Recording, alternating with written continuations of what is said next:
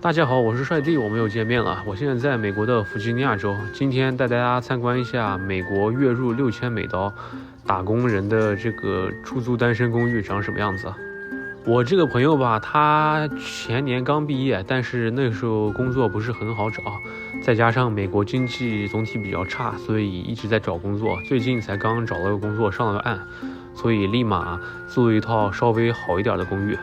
现在他带我看了一下他的小区，可以看到这个小区确实是很像国内的小区，门口不光有烧烤的这个炉子，还有露天的游泳池，小区还有24小时的保安，也有门禁，所以感觉跟国内的高档小区不分上下。现在我们来到它的露天泳池这块，因为今天天气有点冷，再加上水有点脏，可能没什么人来游泳。但是整个小区的这个建筑风格，还有楼的样貌，要是我不说，真的以为是在国内。小区里面的房子全都是出租的公寓，户型基本上要不然就是3个卧室、3个厕所，或者是2个卧室、2个厕所，或者是1个卧室、1个厕所，或者是这种 studio 较小的户型。朋友硕士毕业之后一直找工作，一直找不到工作，最近找到工作之后，1个月的收入有个$6000税前，听着好像$6000挺多的，扣完他的这个医疗保险，还有州税，还有联邦税。再加上其他的一些税之后，1个月到手其实也就$4000。但是因为在美国没车不行，所以他又贷款买了辆车，所以每个月还要给车还贷款，因此他的收入基本上无法满足自己租一个私人的公寓，所以他选择了在网上找点室友。他目前有2个室友，所以他租的是一个3个卧室、3个洗手间的这个户型。每个月的租金大概是全部算下来，水电费加起来是$1400，基本上已经占到他一半的这个月收入了。不过因为朋友是享乐型，所以基本上存不下来什么钱。他住公寓也是要住这种看上去比较高大上的公寓，不过这个公寓确实设施是比较齐全的，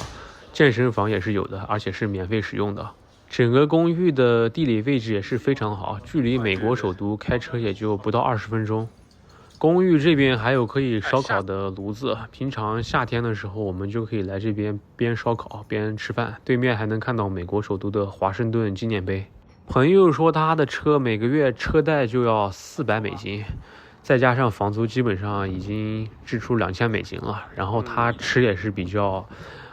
随意的，想吃什么就买什么，所以1个月的吃的花销就要有快$1000。毕竟朋友不会做饭，所以只能去外面吃或者点外卖。现在美国下餐厅小费都按20%起算，点外卖的话还要给外卖员小费，所以真的吃这方面确实是比较贵。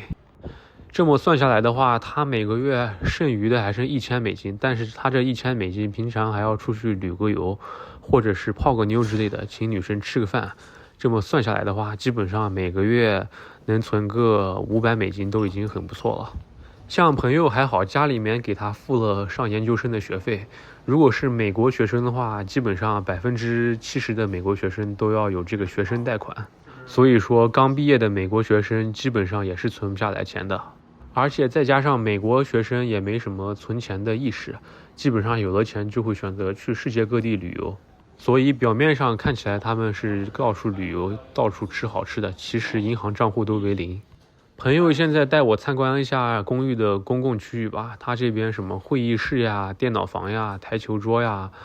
什么的设施应有尽有。不过说实话，这些对我这个朋友来说也没什么用，因为他比较宅，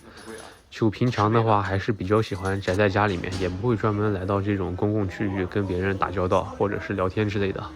每个公寓还有24小时的保安，所以总体还是显得比较安全。不过因为朋友买了车，他还要租个车位，小区里面的车位1个月也要收$100。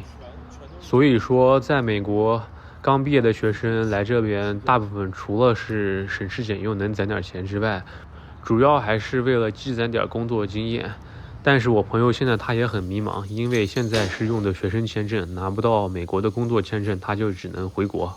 就算他后面运气好抽中了 H1B， 中签率现在30-40%吧，他也要等他雇主给他申绿卡。由于美国移民政策收紧，现在申个绿卡基本上都要等个5-6年了。所以我的朋友经常跟我诉苦，说他压力大。那么本期视频就到这里了，我们下期再见吧，拜拜。